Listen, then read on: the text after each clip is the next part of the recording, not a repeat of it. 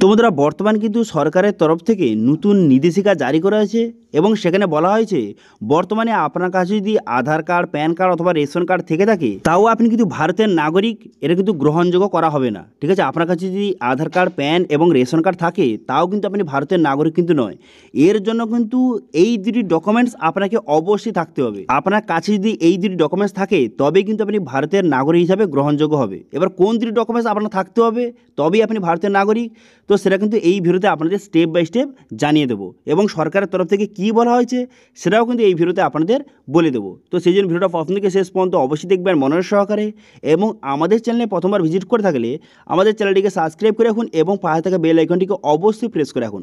তো চলুন আজকে ভিডিওটা শুরু করা যাক। তো এখানে বলা হয়েছে আধার, প্যান, রেশন কার্ড নাগরিকত্বের বৈধ প্রমাণপত্র নয়, জানালো দিল্লি পুলিশ। বাধ্যতামূলক এই দুটি নথি অর্থাৎ আধার, প্যান, রেশন কার্ড কিন্তু যে নাগরিকত্বের কোনো রকম কিন্তু প্রমাণপত্র নয়। বর্তমানে কিন্তু এই দুটি নথি যদি আপনার বা ডকুমেন্টস যদি আপনার কাছে থেকে থাকে তবেই কিন্তু আপনি ভারতের নাগরিক। এবার কোন দুটি ডকুমেন্টস বা কোন কোন ডকুমেন্টস থাকলে আপনি ভারতের যে প্রপার নাগরিক তো সেটা প্রমাণ হবে, সেটা কোন দুটি ডকুমেন্টস সেটা কিন্তু এই ভিডিওতে আপনাদের জানিয়ে দেবো এবং এখানে কী বলা হয়েছে স্টেপ বাই স্টেপ আপনাদের জানিয়ে দেবো। সেই জন্য ভিডিওটা প্রথম থেকে শেষ পর্যন্ত দেখতে থাকুন।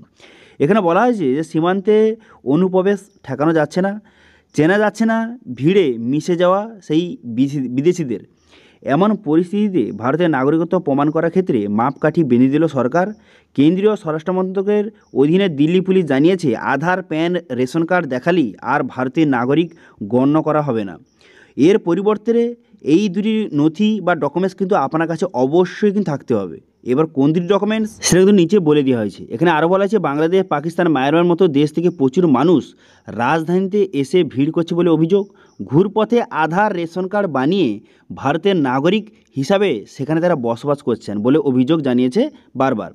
এবার এই দিল্লি পুলিশ তরফে নাগরিকত্ব প্রমাণ করার ক্ষেত্রে নতুন মাপকাঠি বেঁধে দেওয়া হলো। এখন থেকে দুটি নথিপত্র নাগরিকত্ব প্রমাণ হিসেবে ধরা হবে বলে জানিয়েছে তারা।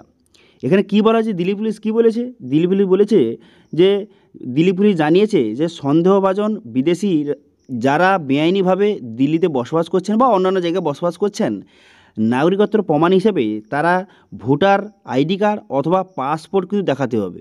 ঠিক আছে, ভোটার আইডি কার্ড অথবা পাসপোর্ট কিন্তু তাদের অবশ্যই দেখাতে হবে। দিল্লি পুলিশের এক আধিকারিক যে জানিয়েছে তথ্য যাচাই করতে গিয়ে দেখলাম বেআইনি অধিবাসীরা আধার, রেশন, প্যান তৈরি করে ফেলেছেন ভারতের নাগরিকত্ব প্রমাণ হিসাবে, যেগুলি পেশ করছেন তারা।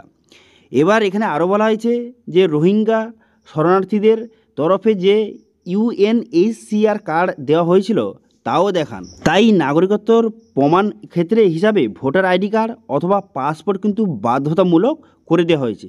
ঠিক আছে, এই দুটির মধ্যে যে কোনো একটি থাকলেই কিন্তু আপনার হবে, কাজটা হয়ে যাবে। ঠিক আছে, তো এই দুটি ডকুমেন্টসের মধ্যে যে কোনো একটি ডকুমেন্টস কিন্তু আপনার অবশ্যই কিন্তু থাকতে হবে, যে ভোটার কার্ড অথবা পাসপোর্ট, এই দুটি ডকুমেন্টসের মধ্যে যে কোনো একটি ডকুমেন্টস কিন্তু আপনার অবশ্যই কিন্তু থাকতে হবে। ঠিক আছে, এবং এর সঙ্গে আর কি কি ডকুমেন্টস থাকতে হবে দেখুন। এখানে বলা হয়েছে পরিসংখ্যান প্রকাশ করা জানানো হয়েছে এই মুহূর্তে দিল্লিতে ৩৫০০ পাকিস্তানি নাগরিক রয়েছে, যাদের মধ্যে রয়েছে ৫২০ মুসলিম। তাদের মধ্যে আবার যে ৪০০ জনকে ইতিমধ্যে যে সীমান্তে ফেরত পাঠানো হয়েছে। ঠিক আছে, যে বর্তমানে যে পেহেলগাঁও হামলার পর পাকিস্তান নাগরিকদের দেশে পাঠাতে তৎপর হয়েছে সরকার, তো সেই জন্য কিন্তু এই ঘোষণাটা করেছে। কেন্দ্রীয় স্বরাষ্ট্র মন্ত্রকের অধীনে দিল্লি পুলিশ জানিয়েছে আধার, প্যান, রেশন যে বর্তমানে কিন্তু যে ভারতের নাগরিকত্ব প্রমাণ হিসেবে গৃহীত হবে না, কিন্তু এই মুহূর্তে মূলত দুটি নথিকে নাগরিকত্ব প্রমাণ হিসাবে স্বীকৃতি দিয়েছে সরকার। একটি হচ্ছে জন্ম শংসাপত্র, আপনার যে বার্থ সার্টিফিকেট, এবং আরটি হচ্ছে ডোমিসাইল সার্টিফিকেট, অর্থাৎ যে স্থায়ী বাসিন্দার যে সার্টিফিকেট। ঠিক আছে, তো অর্থাৎ মোটামুটি আপনাদের বোঝা গেল যে আপনার কাছে ভোটার কার্ড অথবা পাসপোর্টের মধ্যে যে কোনো একটি ডকুমেন্টস থাকতে হবে এবং সঙ্গে এখানে জন্মের শংসাপত্র অর্থাৎ যে বার্থ সার্টিফিকেট এবং আপনার যে স্থায়ী বাসিন্দা সার্টিফিকেট, এই দুটি ডকুমেন্টস কিন্তু আপনার অবশ্যই কিন্তু থাকতে হবে।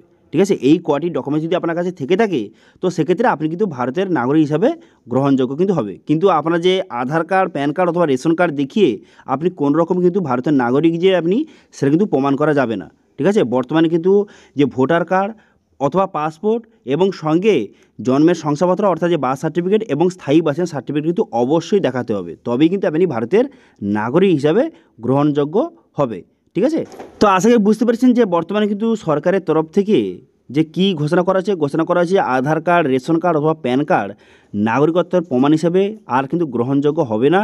বর্তমানে কিন্তু আপনার কাছে যদি ভোটার কার্ড অথবা পাসপোর্ট এবং সঙ্গে জন্ম সার্টিফিকেট এবং স্থায়ী বাসিন্দা সার্টিফিকেট যদি আপনার থেকে থাকে, সেক্ষেত্রে আপনি ভারতের নাগরিক হিসাবে যে গ্রহণযোগ্য কিন্তু করা হবে। তো সরকারের এই যে নতুন নিয়ম নিয়ে আপনাদের কি মতামত অবশ্যই কিন্তু কমেন্ট করে জানাবেন, এবং আজকে ভিডিওটা ভালো লাগে থাকলে ভিডিওটা লাইক করে দেবেন এবং ভিডিও কিন্তু বন্ধুর সঙ্গে শেয়ার করে দেবেন, এবং আমাদের চ্যানেলে প্রথমবার ভিজিট করে থাকলে আমাদের চ্যানেলটিকে সাবস্ক্রাইব করে রাখুন এবং পাশে থেকে বেল আইকনটিকে অবশ্যই প্রেস করে রাখুন।